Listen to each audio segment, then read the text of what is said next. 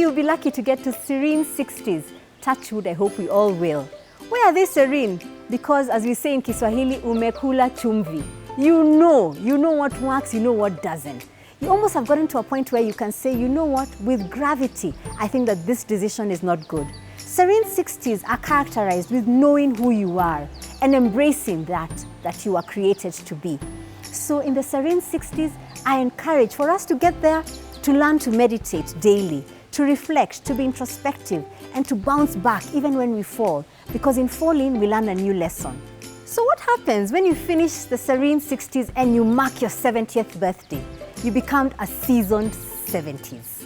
Seasoned 70s are people who have experienced turbulence, challenges, all types of extreme and not so extreme experiences that have made them and forged their character. By the time you become a seasoned 70, you ought to be giving others much more than you received. This is the time to do a lot more with respect to sharing your own experiences. Now we have social media. If you're in your seasoned 70s, you ought to be transcribing some of your experiences into stories, whether they're written or oral, whether they're auditory or video. Use technology. And if that's your grandmother or grandfather and you're a child who's watching this, why don't you use your camera to capture some of their experiences? Because those experiences are the ones that season the lives that we're living now. So you get through from 70 to 79 and shoop, we are now at 80. What happens there? In the 80, it's called the unafraid 80s. Do you have a grandmother who is 80? She just tells you what it is. She doesn't matter whether you will feel hurt or not, she just says it. In fact, what they say is when you get to 80, you also lose some level of human respect. You don't worry about what people think about you because you've lived it. So the unafraid 80s are characterized with courage.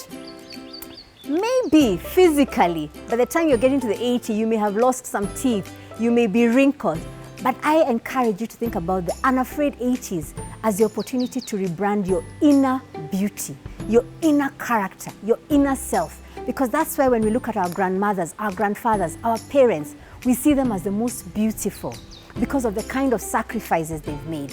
So the unafraid 80s are an opportunity to look forward, to share, to listen, and to transcribe some of those experiences in such a way that they can outlive us. And guess what? You might get to the noble 90s. Why are they called noble? Because really at that time, you are royalty. To even get to that point of age, noble 90s, it means that you have lived 90 odd years of your life.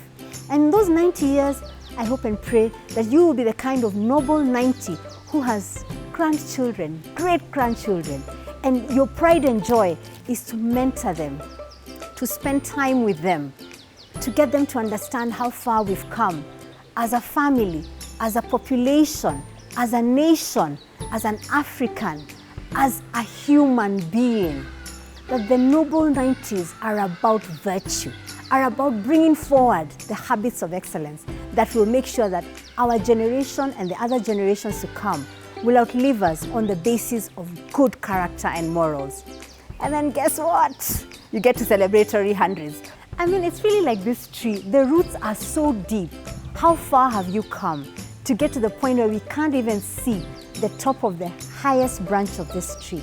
For sure, you'll not be dancing like this, but maybe if you take care of your posture and your diet and you forgive others, you will find you'll have that inner peace that even if you're walking like this, you know that there's something that gives you that stature of knowing you're a child of God.